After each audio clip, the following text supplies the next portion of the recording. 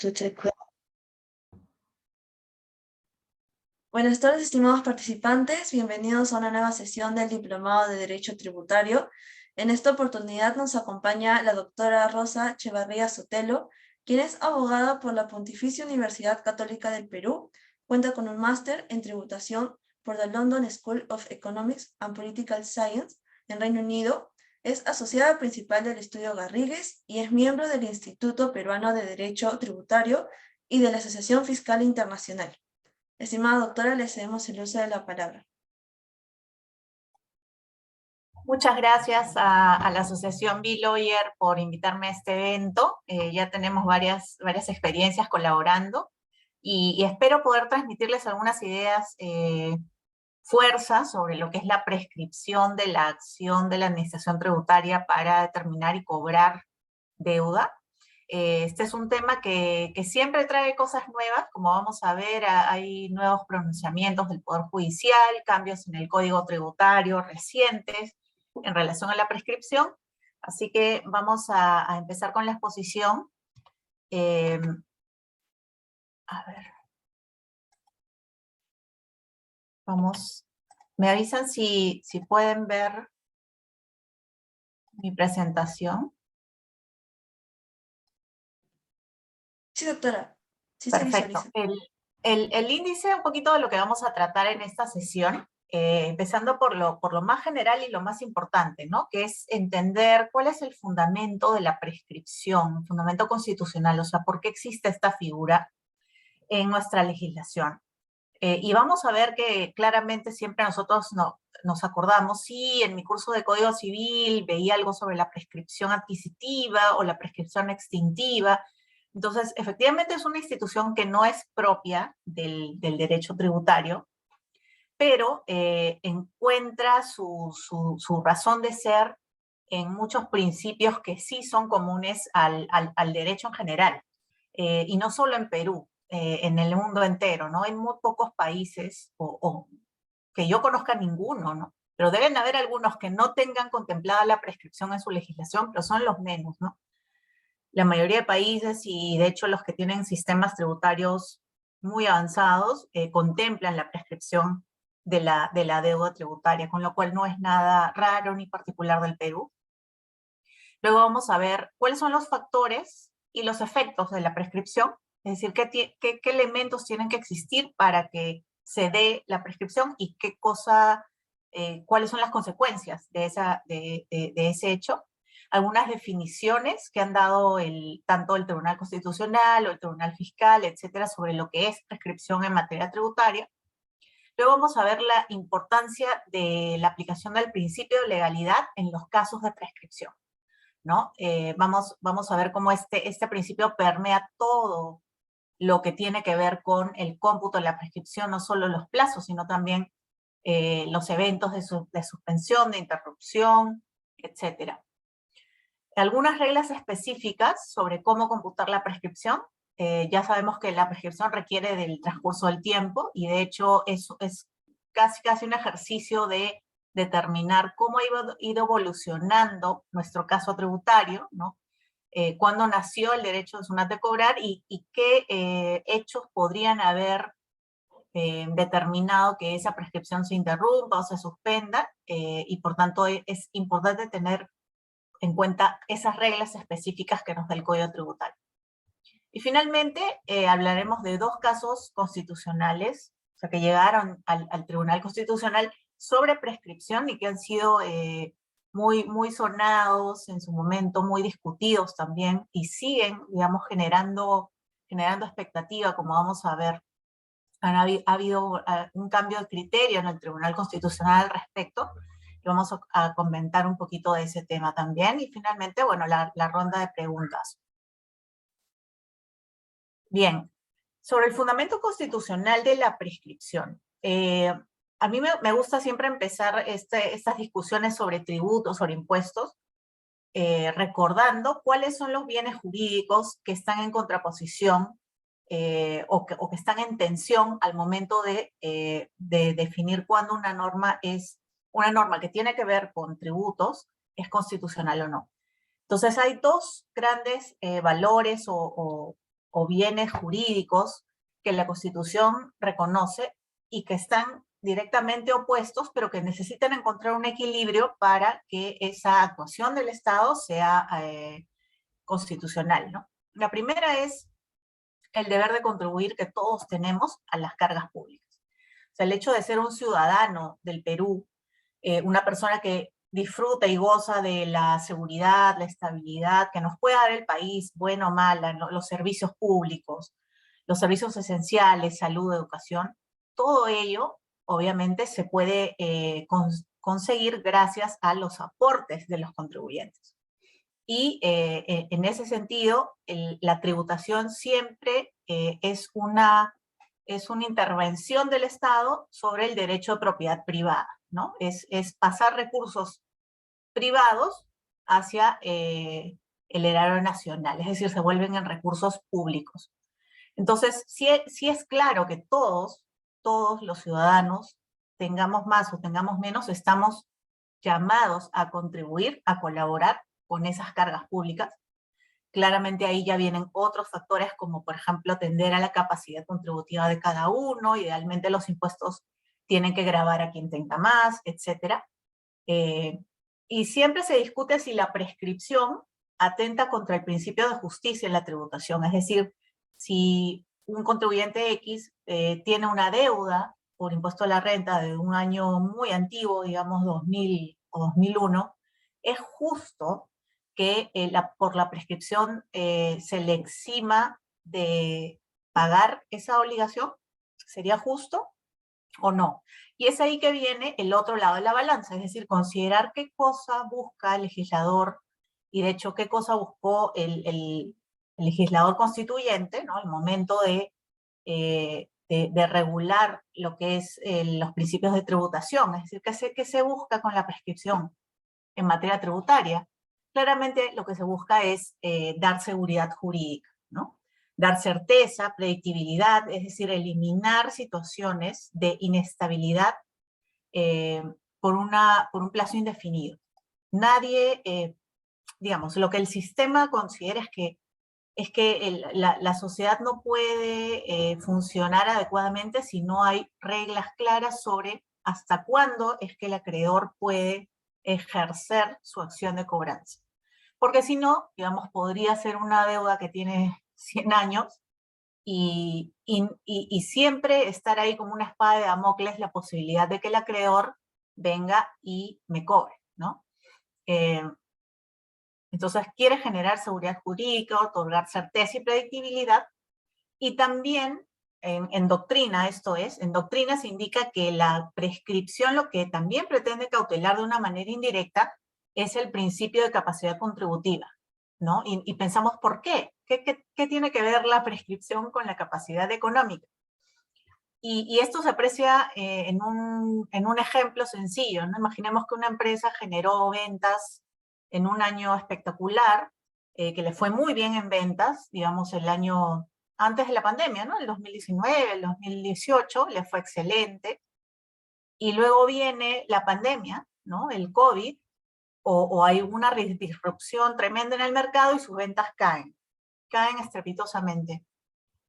Esas deudas tributarias vinculadas a las ventas o los ingresos que obtuvo en un año de vacas gordas, tendría que generar la obligación de pagar el impuesto en ese momento, ¿ok?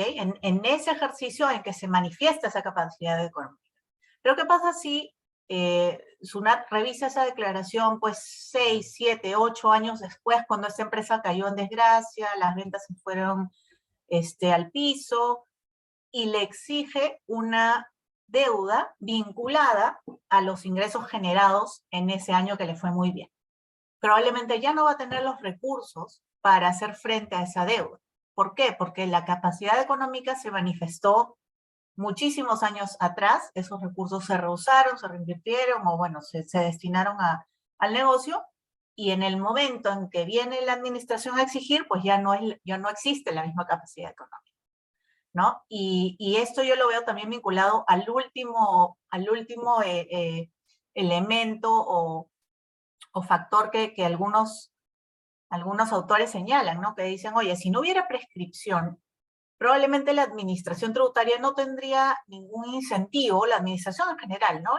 Ningún incentivo para ejercer su acción de determinar y cobrar, porque se dormiría en sus laureles, no habría una urgencia de revisar declaraciones, de buscar a los contribuyentes, revisar, etc.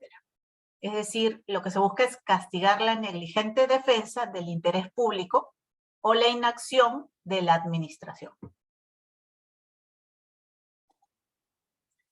Para que ocurra la prescripción extintiva, acá lo he puesto en un gráfico muy sencillo, necesitamos básicamente dos elementos, ¿no? Hasta tres, diría. Primero es el paso del tiempo. La ley fija un plazo razonable que el legislador considera oportuno para que el acreedor pueda actuar, pueda demandar, pueda exigir su derecho ante las instancias correspondientes. Pero si el acreedor se duerme en sus laureles, no cobra, no está, digamos, al pie de la exigencia de esa obligación, pues lo que hace nuestro sistema jurídico, al ver que ha pasado un tiempo prudente para ejercer ese derecho, pero que el acreedor, el titular de ese derecho, no ejecuta, no ejerce esa acción que le da la ley, pues la consecuencia es que se extingue esa potestad o esa facultad que tiene el acreedor para exigir la deuda.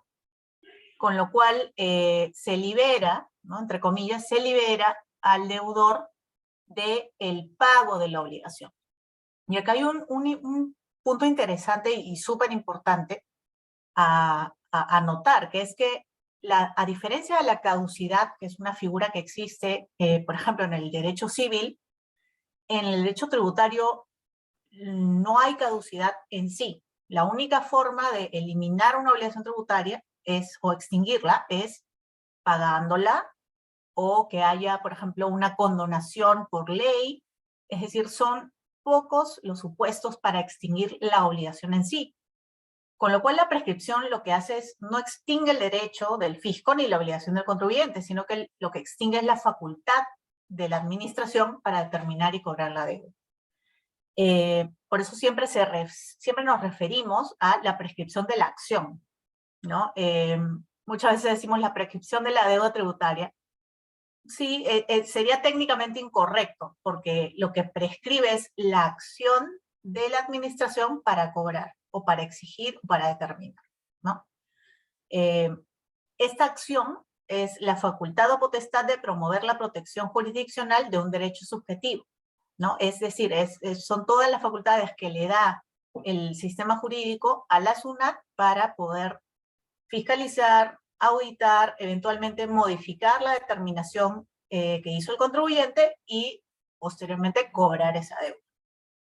Eso es la acción, es decir, es más bien un concepto funcional, ¿no? No estamos hablando acá del derecho subjetivo en sí. Por eso es que, como vamos a ver más adelante, quien paga una deuda tributaria prescrita no está haciendo un pago indebido y no tiene derecho a ninguna devolución, porque la obligación nunca se extinguió. Lo único que se extinguió es la capacidad de SUNAT de cobrar esa deuda. Y como vimos, el objetivo de la figura es castigar la negligencia y la inacción del acreedor, ¿no? Esto igual en el plano civil. En el plano civil tenemos que el plazo de prescripción para cobrar deudas comerciales o civiles es de 10 años, ¿no? Y al igual que en el mundo civil, en el mundo tributario, lo que se busca es que el acreedor sea diligente, que el acreedor actúe oportunamente para, si él considera que existe una obligación pendiente de pago, que ejerza sus vías, ¿no? Las vías que le franquea el derecho para exigir esa diferencia. Y el objetivo siempre, ya macro, es otorgar predictibilidad y evitar que estas situaciones queden indefinidas por demasiado tiempo, ¿no? Un plazo que exceda el de lo razonable. Algunas definiciones de prescripción tributaria. Acá solo estamos hablando de la prescripción tributaria. el Tribunal Constitucional ha mencionado, ¿no? Que se da la prescripción cuando la administración pierde el derecho a exigir al contribuyente el pago de la obligación. ¿Ok? Es, como decíamos anteriormente, no es que el derecho del acreedor tributario, del fisco, o la obligación del contribuyente se extingan, no. Es la extinción de las herramientas o la capacidad, la facultad de ir tras el pago de esa obligación.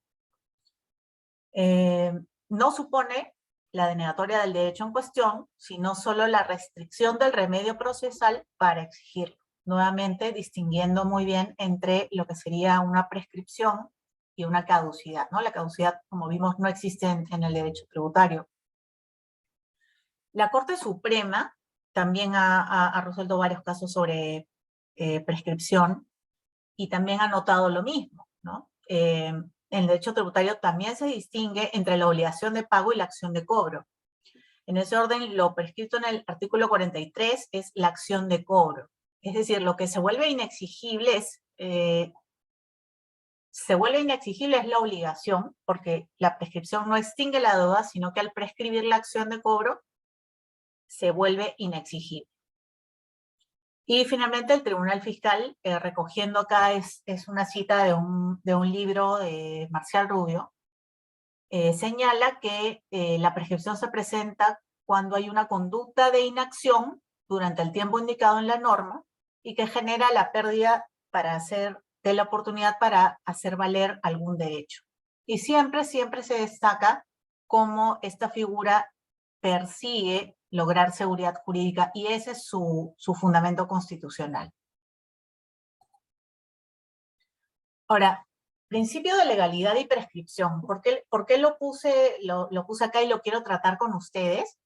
Es porque, como vamos a ver, no hay ninguna norma positiva, es decir, textual o taxativa, que indique que tanto el plazo de prescripción como todos los elementos relacionados a ella en el plano tributario deben ser reguladas solo por ley o decreto legislativo. No hay una norma específica o textual en ese sentido.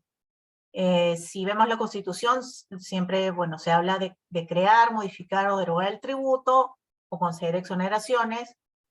Por su parte, el Código Tributario, desarrollando ese principio de legalidad, indica que la creación, modificación, supresión de tributos, el conceder exoneraciones u otros beneficios también está reservado a la ley o decreto legislativo. Y solo el Código Civil, en su artículo 2000, sí señala textualmente que solo la ley puede fijar los plazos de prescripción. Pero ¿ello qué quiere decir? O sea, ¿qué querría decir? Que los plazos de prescripción o los supuestos de interrupción o suspensión no necesariamente están regidos por el principio de legalidad. Claramente no, ¿no? Claramente no.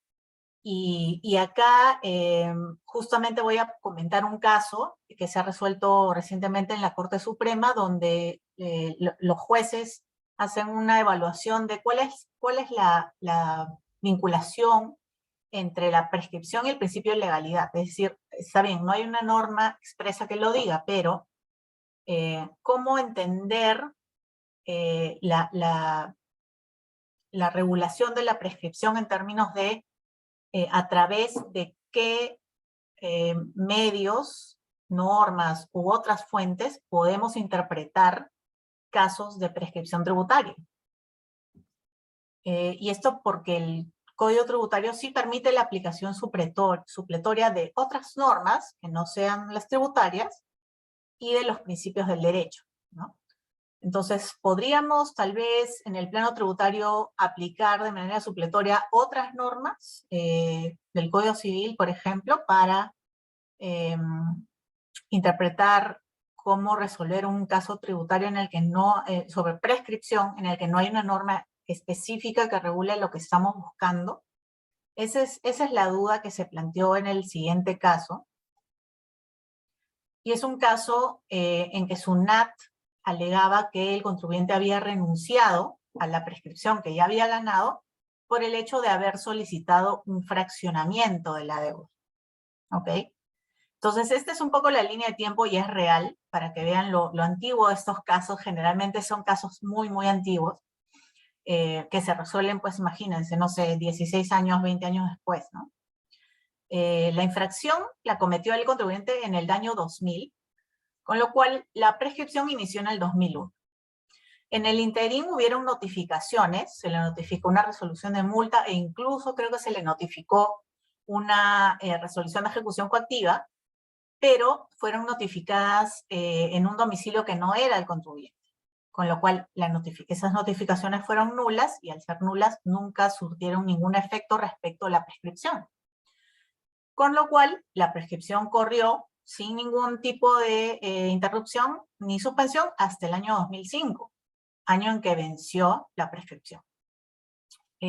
Como muchos contribuyentes, este deudor tributario no estaba consciente de que esa prescripción había ya ocurrido, estaba bajo la impresión de que estos actos de aquí sí habían surtido efectos y por tanto en el 2011 solicitó un fraccionamiento a SUNAT para pagar en cuotas esta resolución de multa. Luego, me imagino acá, en estos años, en este momento, se da cuenta de que ya había operado esta prescripción en el año 2005 y solicita la prescripción a SUNAT en el año 2016. SUNAT, al momento de resolver, entre otros argumentos, lo que indicó es que incluso si se interpretase que la prescripción venció en el 2005, como efectivamente ocurrió, este contribuyente en particular, al haber solicitado un fraccionamiento, había renunciado de manera tácita a la prescripción ya ganada. ¿Y por qué? Porque aplicó de manera supletoria el artículo 1991 del Código Civil, que dice que se entiende que hay renuncia tácita cuando resulta de la ejecución de un acto, sería esto, ¿no? El fraccionamiento de un acto incompatible con la voluntad de favorecerse con la prescripción.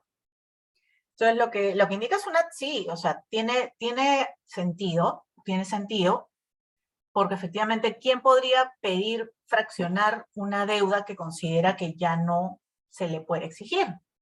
¿No es cierto? No es coherente, ¿ok? Pero la discusión, y de hecho, bueno, esto llegó al Tribunal Fiscal, el Tribunal Fiscal le dio la razón al contribuyente, señaló que esta norma del Código Civil no era aplicable, luego se fueron a la demanda contenciosa administrativa y en el Poder Judicial, el juez de primera instancia también le dio la razón al contribuyente. Sin embargo, la Corte Superior me parece que sí le dio la razón a SUNAT. La Corte Superior señaló que efectivamente se podía aplicar el artículo 1991 para interpretar que lo que había ocurrido en este caso, en esta línea de tiempo, era que el contribuyente efectivamente había renunciado a la prescripción que ganó en 2005, aplicando de manera supletoria este artículo del Código Civil.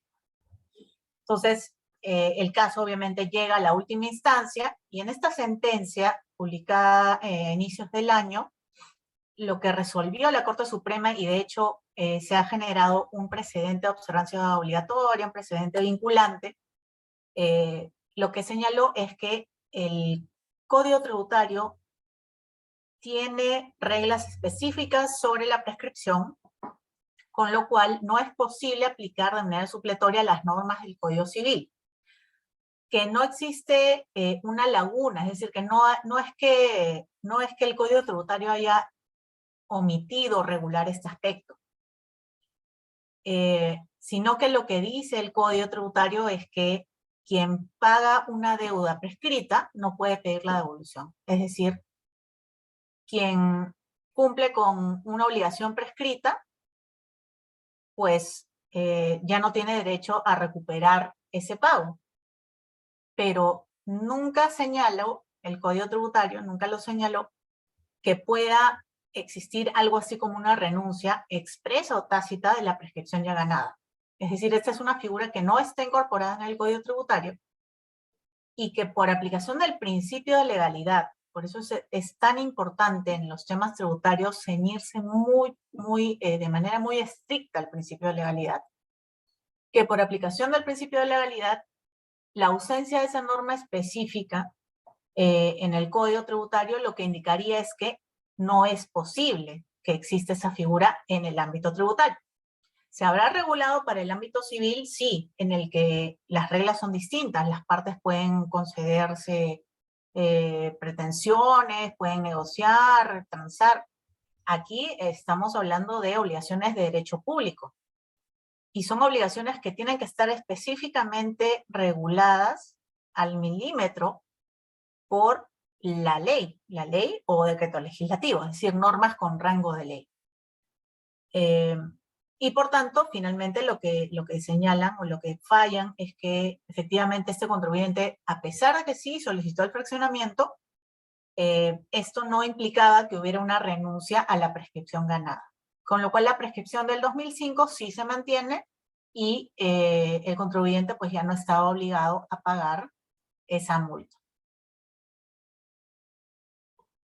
Entonces, después de revisar todos estos temas de la base constitucional y la ratio legis y por qué existe, les quería comentar que existe un proyecto de ley desde el año pasado que plantea la imprescriptibilidad de la deuda tributaria, así como la escuchan. Es decir, este ya es un proyecto ultra radical, digamos, en el sentido de los cambios que generaría. Es un cambio radical de cómo se ha venido llevando el sistema desde que, bueno, existe la tributación, ¿no? Y lo que señala es que, o los argumentos de la propuesta, es que la prescripción no es una institución jurídica natural ni absoluta, sino que es una opción legislativa, lo cual es correcto, es una opción legislativa, eso es totalmente cierto. No existe pues un tratado internacional que obligue a contemplar la prescripción en el Código Tributario, y ni siquiera está textual en la Constitución. Lo que está en la Constitución es el principio de legalidad tributaria y el principio de seguridad jurídica. Claramente sí, es una opción legislativa, pero hay que considerar lo que este balance que les mostraba al inicio, ¿no? Es decir, la predictibilidad, la seguridad que genera en el sistema jurídico el que exista una figura como esta, que de hecho, y ojo, no solo la puede utilizar o la puede oponer el Estado, el contribuyente, sino también el Estado, ¿no? La administración puede oponer la prescripción cuando un contribuyente le solicita la devolución de pagos indebidos o en exceso, ¿no? Entonces no es que aquí la figura solo beneficie a grandes empresas o grandes empresas de capitales extranjeros como indica la propuesta, ¿no? Me parece que es un argumento un poco más populista, más político, ¿no? Y de hecho se han dado un montón de normas. Ya la figura de prescripción es ahora mucho más sofisticada de lo que era hace 10 años, hace 15 años. Y no es cierto pues que impugnando o reclamando, o yendo al Poder Judicial, con esto logro extender la prescripción hasta que digamos, me libro de mi obligación. No es así, ¿no? No es así. La pregunta sería constitucional este proyecto si se aprobara, ¿no? Es una duda que les dejo ahí para que la piensen. Pero bueno, es un proyecto que no creo que vaya a prosperar. Tiene ya casi un año en la Comisión de Economía y hasta ahora no ha sido debatido, no ha sido considerado por el Pleno, y dudo que realmente se vaya a aprobar, ¿no? Por el cambio tan radical que esto supondría, ¿no? Además que claramente lo que plantea el proyecto es que la obligación tributaria sea permanente e imprescriptible a favor del Estado peruano. Pero ¿qué pasa con los créditos que podríamos tener nosotros los contribuyentes contra el Estado? ¿Eso sí prescriben? ¿Eso sí prescribirían a favor de del Estado también. Hay una pregunta que, bueno, siempre es bueno tomarla en cuenta. Ahora vamos a pasar un poco a las reglas más positivas, más de cálculo y el cómputo de la prescripción. Ejerciendo el derecho a prescribir. El derecho a prescribir existe, de hecho lo menciona el Código Civil, ¿no? El Código Civil menciona que el oponer, el poder invocar la prescripción es un derecho, y de hecho el efecto que tiene el paso del tiempo, porque recordemos, ¿no? La prescripción necesita sí o sí el paso del tiempo y de dos actitudes, una del acreedor, que es inacción, y la segunda del deudor, que es no reconocer la deuda. Porque si el deudor reconoce la deuda por algún mecanismo, ese acto interrumpe la prescripción. ¿Ok? Entonces, se necesitan dos actitudes de las dos partes de la relación, pero el factor primordial es el paso del tiempo. Entonces, hay un derecho a hacer que ese paso del tiempo surta un efecto en mi esfera jurídica. Y a eso se le llama el derecho a prescribir, ¿no? A invocarla, a ganarla y invocarla. ¿Quién puede invocar la prescripción? Según el Código Tributario, en el ámbito tributario, solo el deudor tributario puede invocar la prescripción. Es decir, no puede declararse de oficio. Así sea que el tribunal fiscal o el resolutor de SUNAT, cuando está revisando el caso y se da cuenta que por ahí la obligación ya prescribió, el resolutor o el juez no puede de oficio abocarse y decir, a pesar de que el contribuyente no lo ha planteado, le voy a dar una ayudita y le voy a determinar y declarar que su obligación ha prescrito. No es posible. O sea, siempre el deudor tributario tiene que plantear la prescripción de manera expresa, ¿no? Y esto es nuevo, es parte del paquete de modificaciones que se han dado por delegación de facultades legislativas. El decreto legislativo 1528, vigente desde marzo de este año, lo que ha señalado es que el escrito mediante el cual se pida la prescripción o se invoque, se solicite la prescripción de una obligación, debe señalar el tributo o infracción y el periodo de forma específica. Me parece que esto es un poco redundante, pero sí habían algunos casos en que algunos contribuyentes ponían, solicito la prescripción del IGB. Bueno, ¿IGB de qué periodo? ¿No? El IGB es mensual, ¿no? Ni siquiera podría decir el IGB del año 2021. No. El IGB es un tributo de periodicidad mensual, con lo cual tendría que establecer qué periodo mensual, a qué periodo mensual me estoy refiriendo, ¿no? O si es una infracción. La infracción por no presentar la declaración en los plazos establecidos. Ya, ¿a qué periodo te estás refiriendo? ¿No? La declaración del 2020, 2021. Entonces, tiene que ser un pedido muy específico, e incluso la norma, no lo he puesto acá, pero la norma señala que si no se es específico y se indica el tributo y periodo, la solicitud va a ser declarada improcedente si es que no se regulariza esa omisión. ¿Cuándo puedo poner la prescripción? La prescripción se puede poner ante SUNAT en cualquier momento o estado del procedimiento antes del pago voluntario. Como ya dijimos, el código señala que el pago voluntario de la obligación prescrita no da derecho a solicitar la devolución de lo pagado. Y también el artículo 48 indica que la prescripción puede ponerse en cualquier estado del procedimiento administrativo o del proceso judicial, ¿no? Entonces puede haberme pasado toda la etapa de reclamación y apelación sin invocar la prescripción, pero al llegar al proceso judicial me percato de que sí hay base para pedir la prescripción, lo puedo plantear en ese momento, en la demanda contra la RTF. No hay ningún problema en ese sentido, ¿no? Pero esto también es nuevo. ¿Cómo lo planteo? ¿cómo planteo mi solicitud de prescripción, mi pretensión para que efectivamente SUNAT o el Tribunal Fiscal reconozcan que esa obligación, la acción para pedir esa obligación prescribió? Lo que señala la modificación al Código Tributario, al artículo 48, y esto también es nuevo, rige desde marzo del 2022, lo que indica es que no pueden coexistir dos procedimientos en donde se discuta la prescripción, obviamente del mismo tributo y periodo, ¿no?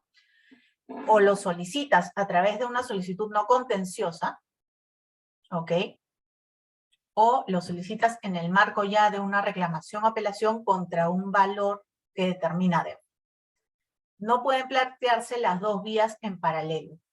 ¿Y esto por qué? Porque básicamente es para evitar que hayan pronunciamientos contrarios de la propia administración, ¿no? Imaginemos que yo considero que mi obligación de renta del 2020, o antes, tendría que ser 2015, está prescrita, y planteo una solicitud, ¿no? Yo inicio un proceso no contencioso porque no estoy impugnando, simplemente estoy solicitando algo en virtud de mi derecho a petición, solicitando que declaren la prescripción de ese periodo de tributo. Y en el interín recibo un requerimiento de fiscalización de ese año, el 2015. Y en ese proceso se me emite un valor donde ya me exigen o me cobran, están determinando y exigiendo una deuda por impuesto a la renta del 2015. Y al momento de reclamar, planteo nuevamente la prescripción, planteo, mira, sí, que acá se suspendió y acá se interrumpió y por tanto tal cosa. Entonces, lo que se quiere evitar con esta norma es que, porque quien va a resolver mi solicitud no contenciosa, el funcionario es que va a resolver esa solicitud, y el funcionario que va a resolver mi reclamación no son el mismo funcionario. Y es probable que uno tenga un criterio y el otro criterio. Eso es lo que se quiere evitar, ¿no? Entonces, si planteo la prescripción a través de una solicitud no contenciosa, y luego se genera un procedimiento de reclamación o apelación sobre ese mismo tributo y periodo, pues ya no podré plantear en sí o solicitar en sí que revisen la prescripción en ese procedimiento, sino más bien simplemente decir que me remito a lo que se resuelva en la solicitud no contenciosa que se planteó para definir la prescripción de ese tributo y periodo. Es decir, ya no van a poder coexistir en paralelo la solicitud no contenciosa y el reclamo o apelación donde se discuta si la prescripción va o no, ¿no? Solo ese tema en particular tiene que estar restringido y resolverse en uno de esos dos expedientes. No cabe que haya dos vías paralelas sobre lo mismo. Bien, a partir del año 2007, la prescripción se computa de manera diferenciada según sea la acción. Antes de eso, no se abría, digamos, en cuatro frentes los diferentes plazos de prescripción y causales de suspensión e interrupción, sino que eran un solo plazo, unas mismas causales de suspensión e interrupción para todas las acciones, tanto de SUNAT como del contribuyente, ¿no? Pero a partir de 2007 ya hay esa diferenciación, creo que es mucho más ordenado de esa manera, y según sea la acción, y acá vemos en qué consiste esa acción específica, ¿no? La primera sería fiscalizar la obligación, la segunda es cobrar, exigir el pago, sancionar, detectar la infracción, imponer la sanción, y está aquí que corresponde a los contribuyentes, que es solicitar la compensación o la devolución de pagos indebidos o en exceso. En la mayoría de casos es 4 años, en casi todos. Aquí hay una excepción para quienes no presentan declaración estando obligados a hacerlo. Pasa de 4 años a 6 años. Es una suerte de castigo por no haber presentado la declaración. Y aquí sí es importante, son dos casos que me pareció importante precisar. Es el de los no domiciliados, que generan rentas de fuente peruana, y las personas que solo perciben rentas de quinta. Esos dos grupos de personas no están obligados a presentar declaración jurada. Y la posición de SUNAT siempre había sido que al no estar obligados a presentar DJ, aplicaba el plazo más largo, de 6 años. Pero el Tribunal Fiscal y ya eventualmente la propia SUNAT también han reconocido que al no estar obligados a presentar DJ, no aplica el plazo más largo, sino el de 4 años, ¿no? Porque este plazo de 6 es una suerte de sanción o castigo a quien estando obligado a presentar la declaración no lo hizo. El plazo más largo es 10 años cuando son retenciones que he practicado, es decir, yo le he retenido al contribuyente, pero no las he pagado al fisco, es un plazo larguísimo de 10 años, y con razón, porque ahí claramente hay una obligación omitida. Y el inicio casi siempre es, bueno, el 1 de enero del año siguiente al vencimiento de la declaración, la exigibilidad, la comisión de la infracción, el pago indebido. Y el caso distinto, digamos, en este tema de desde cuándo inicia la prescripción, es la acción de cobrar. La acción de cobrar, como solo se podría cobrar una deuda que ha sido determinada, pues esa prescripción solo puede correr desde el día siguiente a la notificación del valor que establece la deuda. ¿Ok? O sea, es decir, primero tiene que haber una acción de determinación ejercida por SUNAT, en base a la cual se generen resoluciones de determinación o de multa, y una vez notificados esos valores, recién inicia el cómputo de 4 años para exigir el pago de la deuda establecida en ese valor. ¿Ok? En las causales de interrupción y suspensión, las he puesto todas aquí, pero son básicamente las mismas, con algunas diferencias muy saltantes.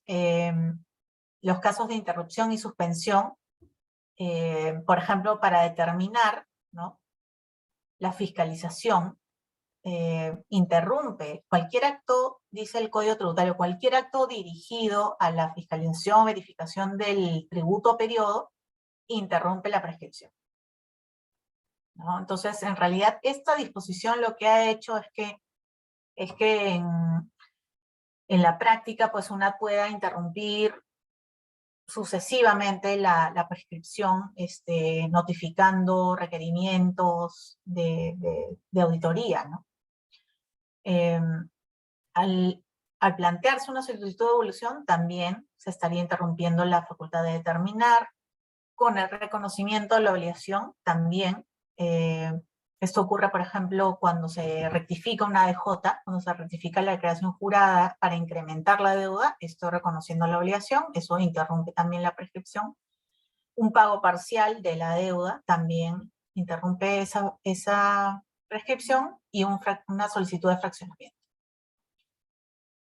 Para cobrar, como decíamos, esta facultad solo se puede ejercer desde que se notifica el valor, ¿no es cierto? Entonces, la interrupción ocurre con la notificación del orden de pago, también el reconocimiento de la obligación, el pago parcial, fraccionamiento o cobranza coactiva. Para la sanción, lo mismo, y para el caso de la devolución, sí es importante solicitar la devolución dentro del plazo de prescripción. Porque si no, claro, corro el riesgo de que mi derecho a pedir esa devolución prescriba. ¿Ok?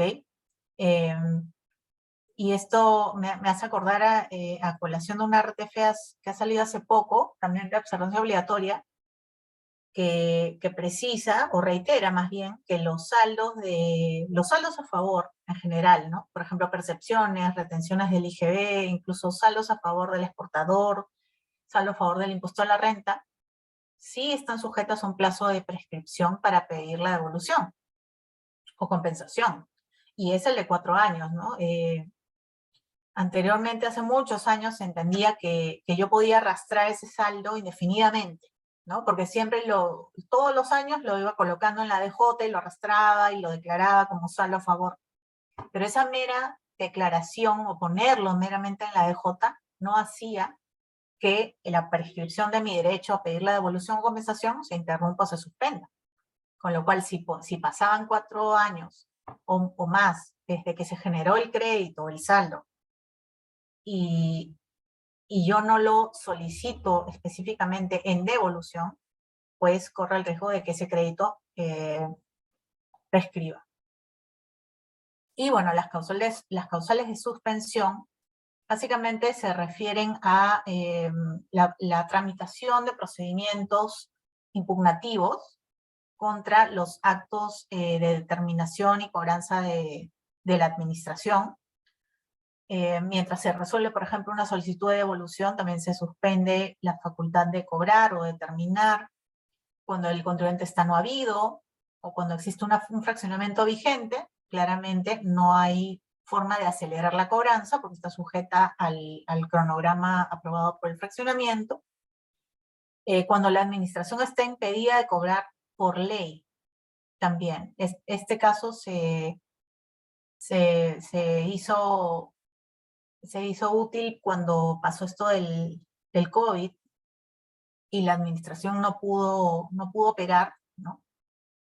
Entonces se entendió que la administración sí estuvo impedida de cobrar por ley y por tanto se suspendió la facultad de cobrar durante esos meses en que duró la inmovilización.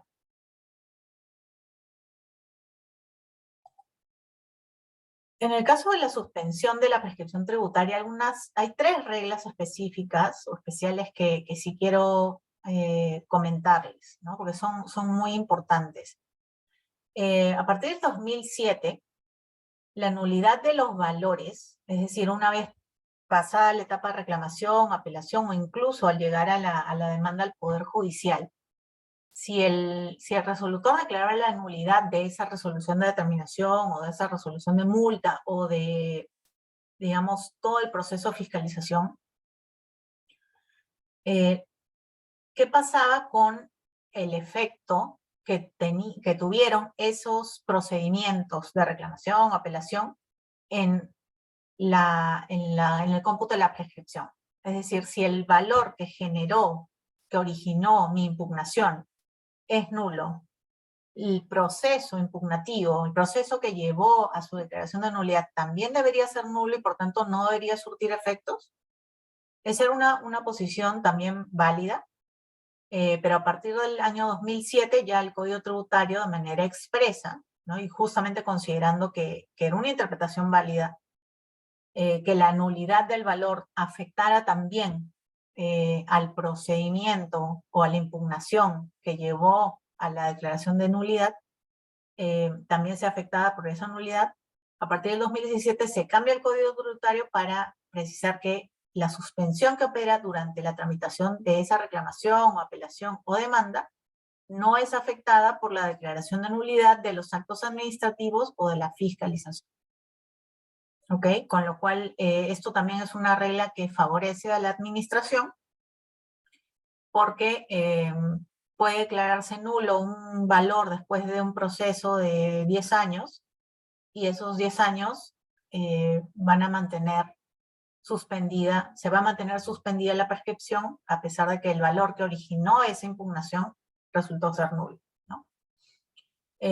Otro cambio importante se dio en el 2017, donde se indica que la suspensión de la prescripción solo opera durante el plazo establecido para resolver la reclamación o la apelación. Es decir, una vez vencido ese plazo máximo que tiene la SUNAT para resolver en 9 meses o el tribunal para resolver en 12 meses, vencido ese lapso, se reanuda a partir del día siguiente la prescripción, ¿no? Esto, en realidad, esta es una regla que favorece a los contribuyentes, porque antes de este cambio, la reclamación podía tomar, pues, años, o la apelación podía tomar años, ¿no? 4 o 5 años, y la suspensión de la prescripción se mantenía así, suspendida, durante todos esos años, 4 o 5 años, lo que durase la tramitación de la impugnación. Con este cambio, lo que se hace es nuevamente generar incentivos para que tanto SUNAT como el Tribunal Fiscal resuelvan dentro de un plazo razonable. ¿Por qué? Porque una vez vencidos estos plazos que la ley establece, ¿no? Para resolver, son plazos máximos para resolver.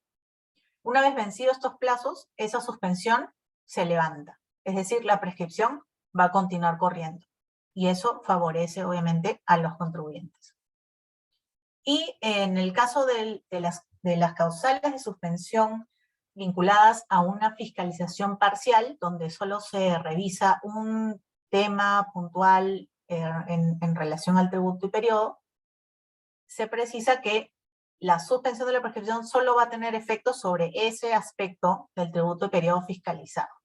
No se va a extender a los demás aspectos de ese tributo y periodo.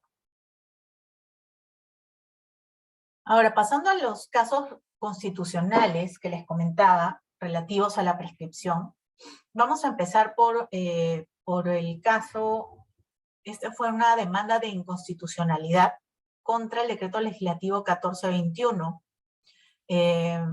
Fue seguida la acción por un colegio de abogados, me parece, o de contadores, no recuerdo muy bien, donde lo que se planteaba es que este decreto legislativo 1420, que como todo decreto legislativo, fue emitido en el marco de la delegación de facultades legislativas del Congreso al Ejecutivo, tenía efecto retroactivo, porque regulaba una situación que ya había generado efectos o surtido efectos antes de su vigencia, ¿no? Antes de su publicación.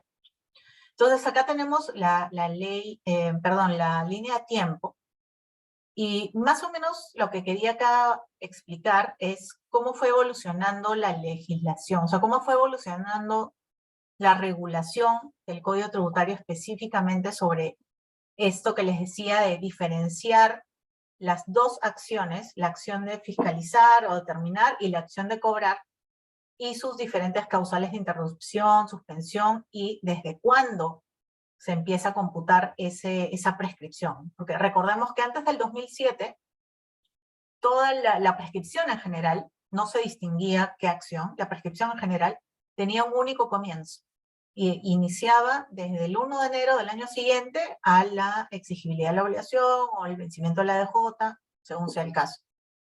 O sea, tanto la prescripción de la facultad de terminar como la prescripción de la facultad de cobrar arrancaban en el mismo momento. ¿Ok? A partir del 2007 es que se modifica esa regulación, se abren las diferentes acciones y se establecen para cada una causales de suspensión e interrupción. Sin embargo, en esa oportunidad no se reguló nada sobre cuándo empezaba a computarse el plazo de prescripción para la facultad de cobrar, ¿no? Creo que fue algo que se les escapó, ¿no? O sea, trataron de hacer toda esta reforma, pero no pensaron muy bien en el tema desde cuándo debería iniciar o podría iniciar la prescripción de la facultad de cobrar.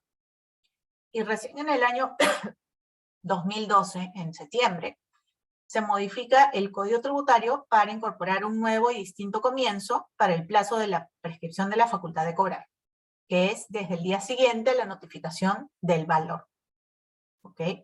Entonces, estos casos de aquí, antes del 2012, ¿no? Imaginemos, 2008, 9, 10, 11, recibían valores, se notificaban valores, pero en estricto sensu, en estricta aplicación del Código Tributario de esa fecha, el inicio de la facultad de la prescripción de la facultad de cobrar se dio o se daba a la misma vez que el inicio de la facultad, de la prescripción de la facultad de determinar. O sea, no había distinción ahí. Es recién desde el 2012 que se dice, no, cuando es facultad de cobrar, el inicio es desde el día siguiente a la notificación.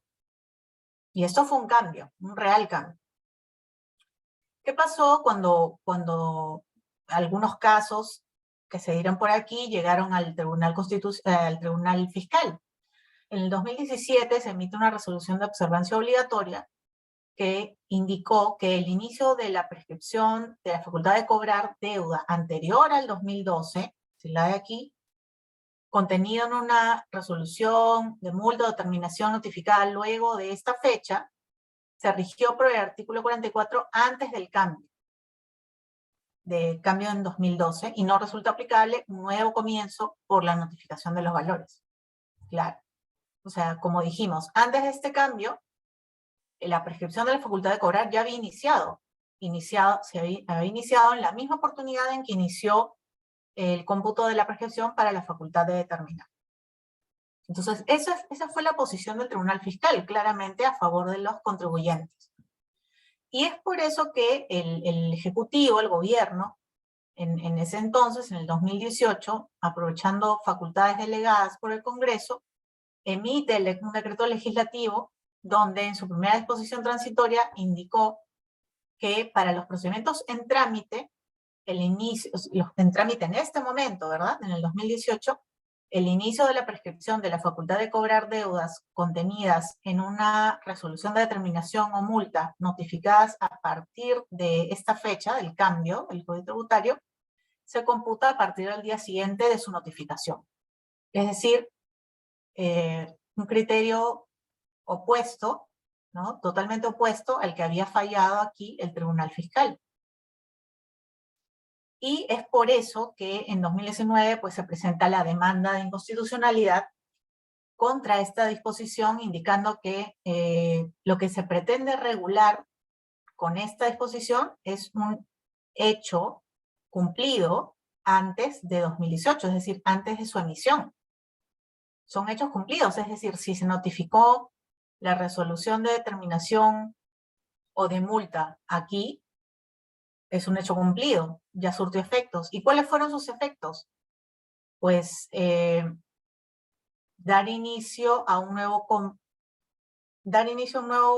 cómputo de la prescripción de la facultad de cobrar, sí, pero si fuera una deuda posterior al 2012. Si fuera una deuda anterior al 2012, nos regíamos por la regla anterior, que indicaba que el inicio del cómputo de la prescripción de la facultad de cobrar se daba en la misma oportunidad en que se iniciaba la facultad de terminar, es decir, al año siguiente del nacimiento de la obligación tributaria, por ponerlo en simple, ¿no?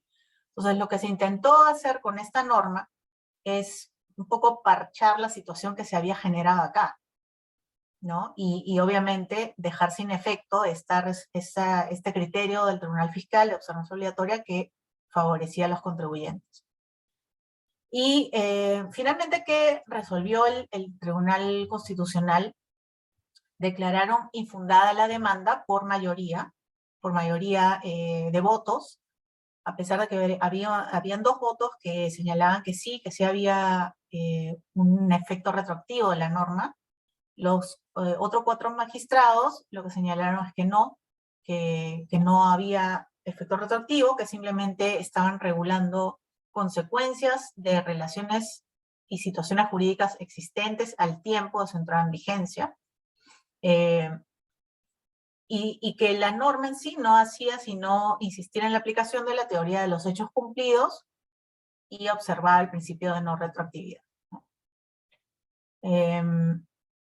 Estos son un poco los argumentos, ¿no?, que dieron los magistrados que votaron a favor de declarar infundada la demanda. Acuérdense que la demanda perseguía que se declare la inconstitucionalidad de ese decreto legislativo por ser retroactivo. ¿Y qué hubiera generado esa declaración de inconstitucionalidad? Que varios casos que SUNAT tenía pendientes de cobro y que seguía cobrando mediante varias vías, judicial o administrativo, se cayeran por prescripción, ¿no? Porque obviamente los contribuyentes habían alegado la prescripción de la facultad de SUNAT para cobrar, ¿ok? Al declararse constitucional el decreto legislativo 1421, pues se validó la forma en que SUNAT venía computando esa prescripción, y estos casos se siguen ventilando muchos en el Poder Judicial. Este es el último caso que les quiero comentar, es sobre la prescripción y el plazo razonable. Este también fue un caso que dio mucho que hablar el año 2020 o 21, no recuerdo si se resolvió, pero sigue trayendo cola. ¿Por qué? Porque han habido acá cambios, idas y venidas en el Tribunal Constitucional. Estas son demandas de amparo que interponen las empresas que han litigado durante mucho tiempo sus deudas, tanto ante SUNAT, Tribunal Fiscal y Poder Judicial, y al final digamos, de todo el juicio, de todo el proceso, se dan con la sorpresa de que la deuda, por efecto de los intereses moratorios, que están alrededor del 14% anual, 14%, 10% anual sobre el monto de la deuda, solo por efecto de los intereses moratorios la deuda se duplica o triplica, ¿no? Y acá un poco la lógica es, si es justo, ¿no? Si hay razonabilidad en exigirle intereses moratorios al deudor tributario por una demora en la resolución de sus casos atribuibles meramente a SUNAT, al Tribunal Fiscal o al Poder Judicial. Ahora, no decimos eh, que lo hagan de manera, digamos, dolosa, ni mucho menos, no es así, sino que tanto SUNAT, el Tribunal Fiscal y los jueces tienen demasiada carga procesal, los casos son realmente complejos y pues no se dan abasto muchas veces para resolver dentro de plazos que uno consideraría razonables, ¿no? Como sabemos, el Código Tributario sí indica cuál es el plazo que tiene SUNAT para resolver, son 9 meses, y el Tribunal Fiscal son 12 meses.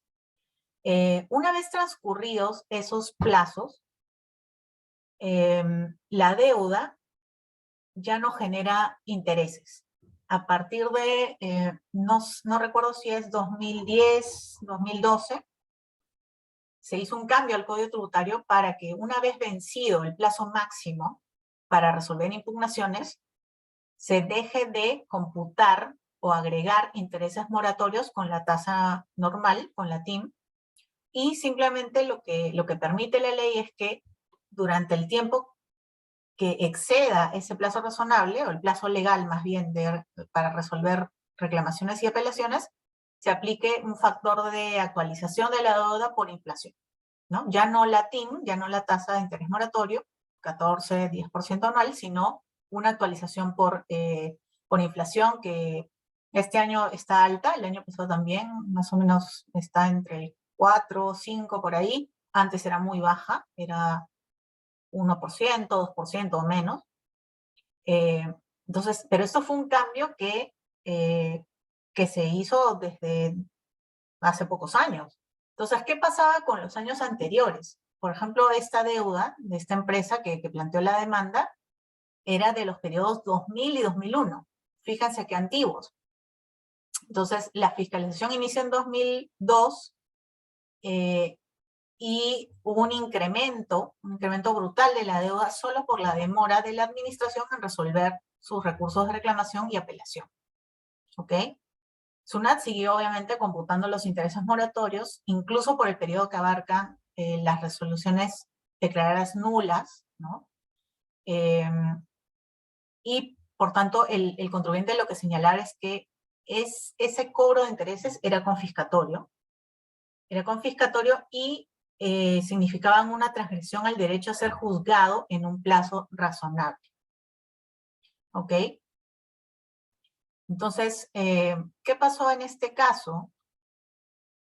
El Tribunal Constitucional, en mayoría también, en estos casos nunca ha habido unanimidad en estos casos tributarios. Lo que falló es que la prescripción efectivamente no puede quedar suspendida más allá del plazo razonable para que los recursos del contribuyente sean resueltos por SUNAT y el Tribunal Fiscal, ¿no? Ese fue el criterio que estableció el TC. Y de hecho está vinculado con la generación de intereses, es decir, también es claro con este precedente que los intereses solo se podrían computar durante el plazo que tenían SUNAT y el Tribunal Fiscal para fallar, el plazo máximo, 9 meses, 12 meses. Más allá de eso, ya no. Pero también este criterio, este razonamiento, tuvo sus efectos también para la prescripción. Es decir, sería lógico que la prescripción quede suspendida durante los 4 o 5 años que se demora el Tribunal Fiscal para resolver una apelación por toda la carga procesal que tiene? No, tampoco es lógico. Y por eso es que en el 2016 se modificó expresamente ya el artículo 46 del Código Tributario, que habla sobre suspensión de prescripción, señalando que en el caso de la reclamación o apelación, la suspensión opera solo por los plazos establecidos en el Código Tributario para resolver dichos recursos, reanudándose el cómputo del plazo de prescripción a partir del día siguiente del vencimiento del plazo para resolver respectivo. Con lo cual, ya a la fecha de hoy, ya no tenemos el problema, ¿no? Ya no tenemos este problema de que, uy, SUNAT se va a demorar 4 años en resolver, o el Tribunal Fiscal se va a demorar 4 o 5 años en resolver, y la prescripción va a quedar suspendida durante todo ese tiempo. Ya no. La suspensión solo se extenderá por los 9 meses que tiene SUNAT para resolver, o los 12 que tiene el Tribunal Fiscal para resolver, pero más allá de eso, ya no. Con lo cual acá también se incentiva la administración a, con los recursos que tenemos, y de hecho es cuestión de implementar más salas, darle más recursos a la administración, tener más funcionarios capacitados, para que puedan manejar esta carga procesal que efectivamente tienen, ¿no? Y bueno, eso era lo que yo les quería comentar. Acá les dejo alguna bibliografía sobre el tema, por si tienen curiosidad de ampliar un poco más sus conocimientos. Y pasamos a la ronda de preguntas. No sé si hay preguntas de los asistentes, y en todo caso les agradezco su atención. Muchas gracias, doctora, por su ponencia. Y bueno, sí, hay algunas preguntas. La primera es Yalmudena, quien pregunta, ¿qué es el pago indebido? ¿Qué es el pago indebido? Sí. Sí, mira, el pago indebido se considera, en realidad tiene su base también en una institución civil. El pago indebido o en exceso, si tú buscas en el Código Civil, está, ¿no? Y es cuando, la definición civil es cuando alguien le paga algo o una obligación a quien no debe, ¿ok? Entonces, es cuando uno actúa bajo un error de derecho o de hecho, y le abonas una cantidad a un acreedor que en realidad no es tu acreedor. Entonces, en el plano tributario, esto ocurre cuando, por ejemplo, imaginemos, tú te considerabas afecta al impuesto temporal de los activos netos, que es un impuesto que grava patrimonio. Pero en la ley se establecen algunas excepciones o exoneraciones, ¿no? Imaginemos, hay un supuesto que es empresas con menos de 100.000 UITs de ingresos. Y tú estabas ahí, tú estabas en esa causal. Entonces no te tocaba pagar el impuesto, pero por desconocimiento, por error, sí te consideraste, deudora y pagaste el impuesto. Una vez pagado, lo que te corresponde es evaluar si efectivamente tú eras deudora o no. Y si verificas que la ley no te contemplaba a ti como deudora, puedes pedir la devolución de ese pago porque es un pago indebido. ¿Ok? La ley te permitía no pagar, o sea, es más, no te obligaba a pagar, y nuevamente recordemos el principio de legalidad. Los tributos no es que yo los quiera pagar, no es una donación. Y no podemos actuar tampoco bajo esa lógica. Si yo le quiero donar algo al Estado, se lo doy en donación. Pero si lo pago en calidad de tributos, impuestos, y en realidad estoy pagando más de lo que la ley me dice que debo pagar, eso es un pago indebido. Y como contribuyente tengo el derecho de recuperar ese dinero. Entonces ya inicio mi proceso de solicitud de devolución. Pero siempre tiene que haber la verificación de si la ley te pone a ti como deudor tributario, si estás dentro del hecho imponible, etcétera, ¿no? Muchas gracias, doctora. Creo que Almudena, al respecto de esta pregunta, tiene otra pregunta, si desea puede activar su micrófono. Buenas noches, ¿se me escucha? Sí, se te escucha. Sí, Doctora, buenas noches. hola. Mi pregunta es respecto a la prescripción. Como he sabido, Ha habido mucha modificación este año en el Código Tributario. Quería saber si han modificado este año la institución de la prescripción. Esa sería mi pregunta. Sí, sí, de hecho lo comentamos en una parte de la exposición, pero son cambios, mira, no han cambiado ni los plazos, ni las causales de interrupción, ni las causales de suspensión. Eso se mantiene. Lo que han cambiado son más bien aspectos operativos o aspectos procesales de cómo plantear la prescripción ante la administración tributaria. Lo que se ha puesto ahora en blanco y negro y muy claro es que el contribuyente que pida la prescripción tiene que señalar expresamente el tributo y periodo al que se refiere su solicitud. No puedo decir, pido la prescripción de mis deudas por impuesto a la renta. No. O mis deudas del año 2005, tampoco. Tengo que ser muy precisa y decir, pido la prescripción de mi deuda tributaria por impuesto a la renta del ejercicio tal, o el pago a cuenta de tal mes. Si no cumplo con expresar o identificar expresamente el periodo de tributo, mi solicitud no va a ser, no se va a admitir a trámite.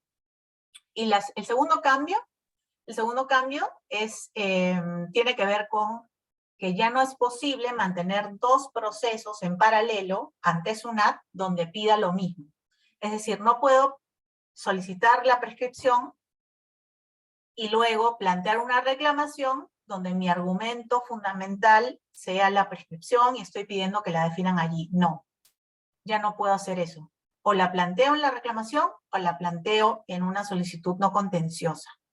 Pero ya no pueden existir esas dos vías en paralelo. Esos son los dos cambios que se han hecho este año en relación a la prescripción. No hay ninguno otro. Yo diría que son cambios más bien procesales, si te das cuenta. Gracias, doctora, por la aclaración. Dios lo bendiga. A ti, gracias. Gracias, doctora. Y bueno, continuando, la segunda pregunta es de Mario Zamora, que dice, doctora, si la prescripción anula la acción, pero subsiste el derecho, ¿cómo el Estado ejerce ese derecho subsistente? Sí, es una buena pregunta. Mira, es que precisamente al perder la acción, que es siempre instrumental, procesal, funcional, no es el derecho sustantivo, en realidad te quedas de manos atadas, ¿no? Es más bien como una declaración de buenas intenciones.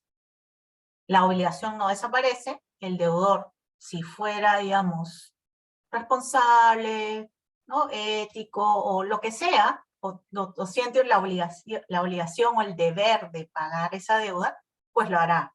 Recordemos que igual no todas las exigencias que hace SUNAT son procedentes.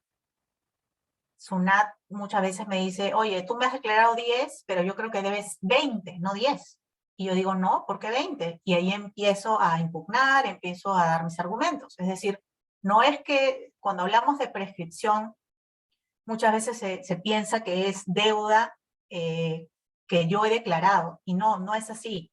La mayoría de casos que se resuelven por prescripción no es deuda declarada, es deuda determinada por SUNAT, es deuda incrementada por SUNAT. Entonces, si el contribuyente está de acuerdo en que esa deuda incrementada por SUNAT es correcta, pues la paga, pero si se da cuenta que tiene la prescripción a favor, ahí ya entra en un dilema, ¿no? Oye, ¿pago o no?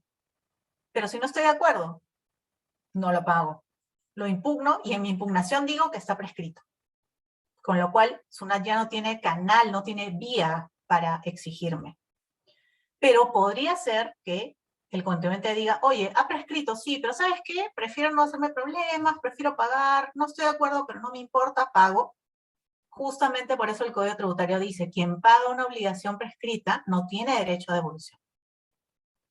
Y esa es, te diría, la única garantía, herramienta que tiene el Estado para poder recuperar, digamos, lo que considera que se le debe en una situación de prescripción. Es decir, si el contribuyente por error o o por desconocimiento, o porque realmente lo quiere así, paga una deuda prescrita, pues ya no la puede recuperar. Eso no es un pago indebido, ¿no? Por eso, digamos, esa es la ventaja, la ventaja que tiene el que SUNAT determine una deuda prescrita. Es una chance. El contribuyente podría pagarla, sí. Podría pagarla, sí, y va a estar bien pagada, y, y SUNAT no la va a tener que devolver. Pero también podría determinarla, y si se opone a la prescripción, pues ni modo, no hay herramienta procesal para exigir ese cobro. Muchas gracias, doctora. La siguiente pregunta es de Freddy Coelho, quien pregunta, desde Ecuador. Aquí en Ecuador, si un servidor público no impulsa correctamente el procedimiento coactivo, el cobro de deuda, y este prescribe, la administración tributaria o central puede aplicar el régimen disciplinario y repetir contra el funcionario el dinero que la administración tributaria o central dejó de percibir por operar la prescripción. ¿En Perú es posible eso? No, en Perú no tenemos esto es en el marco, claro, de una legislación, más bien lo que en nuestro caso sería la ley del procedimiento administrativo general, que tiene un capítulo sobre los funcionarios de la administración y responsabilidad funcional.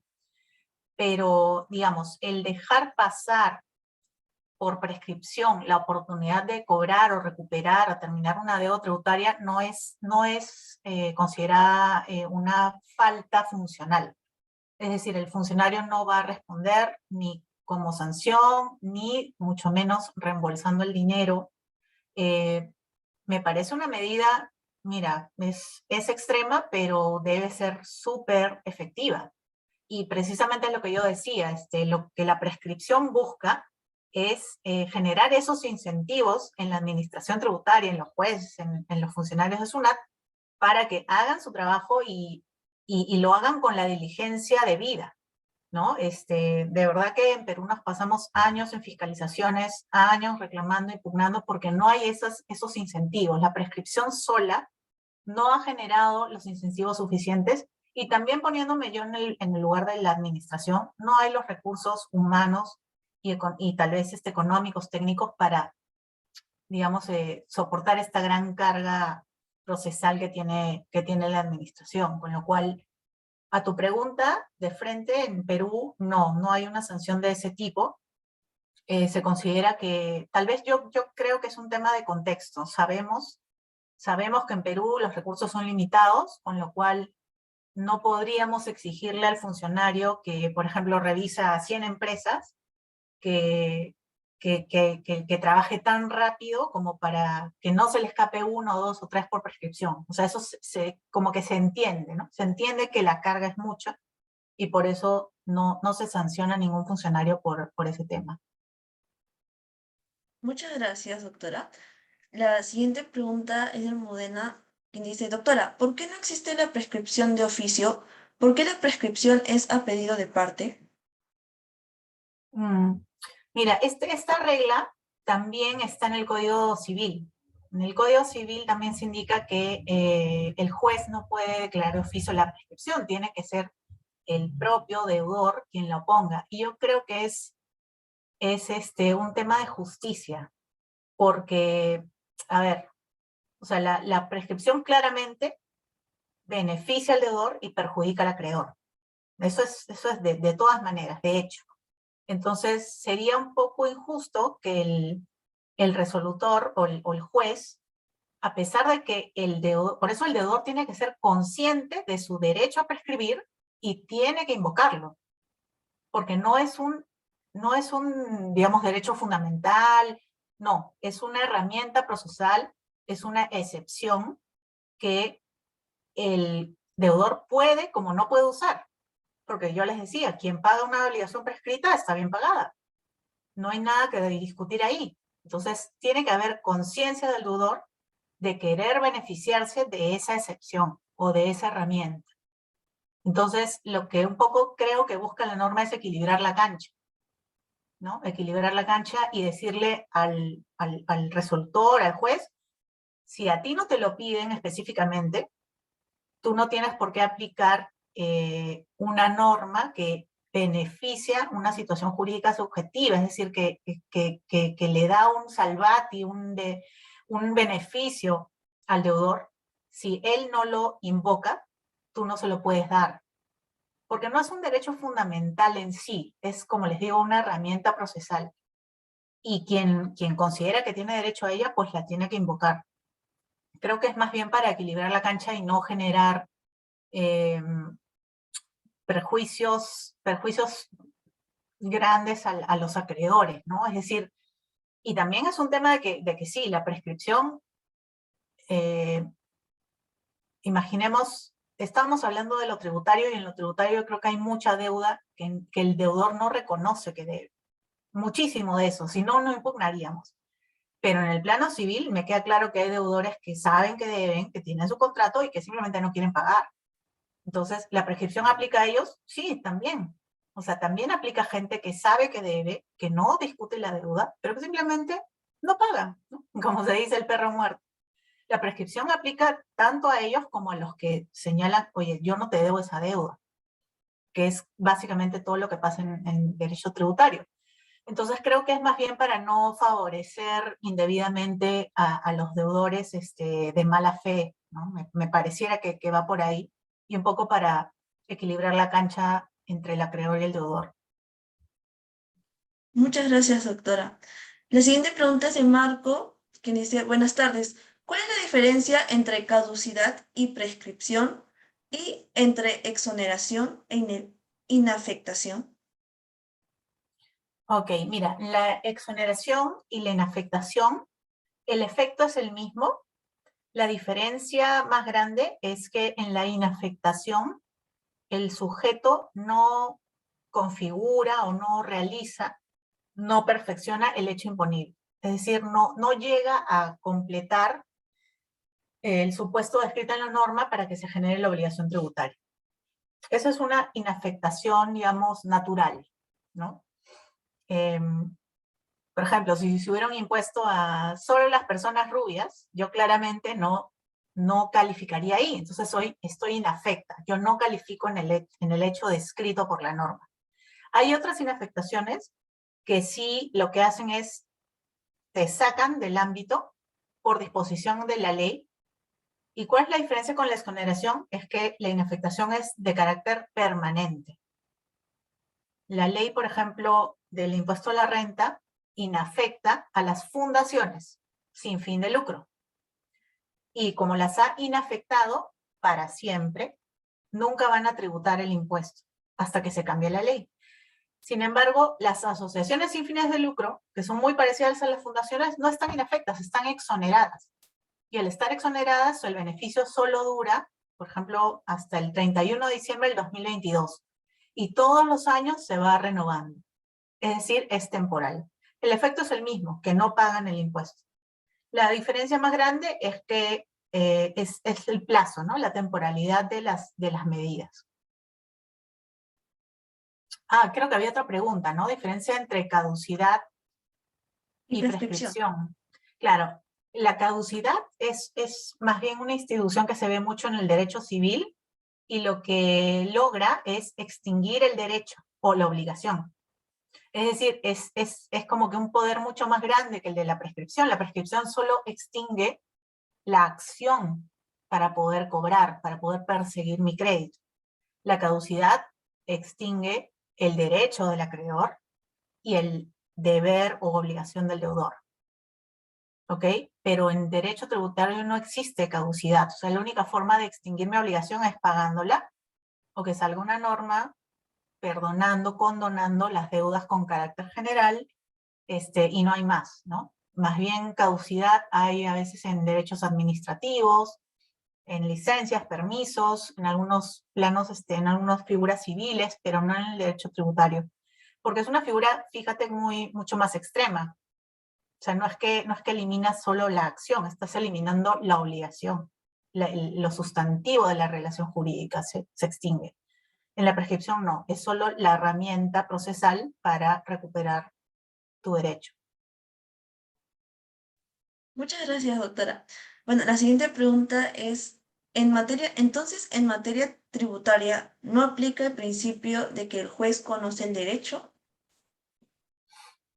No, sí, o sea, sí aplica, ese postulado sí aplica, por ejemplo, ¿no? En, en, en el tribunal fiscal, en la sede del tribunal fiscal, ¿no?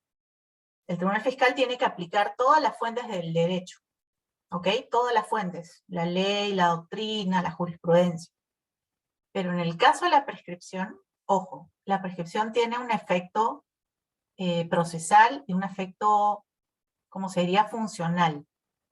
No es derecho sustantivo, ¿ok? Entonces, el juez lo que debe hacer es evaluar si ha ocurrido la prescripción, pero solo si el deudor la invoca.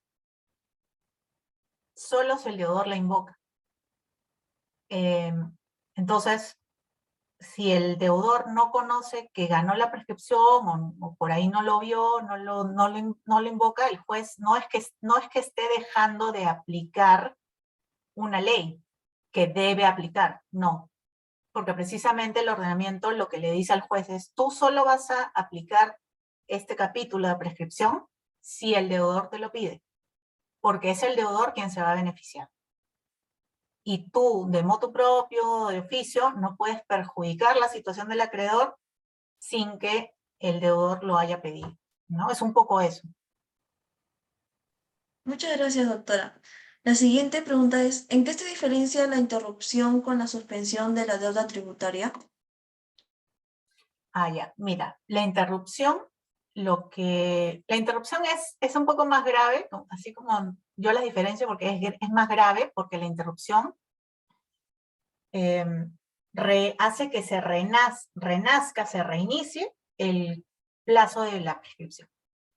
Entonces, si por ejemplo son 4 años, ¿no?, de prescripción tributaria, y tú venías transcurriendo 1 año, 2 años, 3 años, y ya cuando estabas por llegar al 4.º año, te cae un requerimiento de fiscalización, que es un acto de interrupción. En ese momento, todo el tiempo que pasó antes de esa notificación se borra, y a partir de esa notificación, que es el acto de interrupción, se vuelve a computar un nuevo plazo de 4 años. ¿Ok?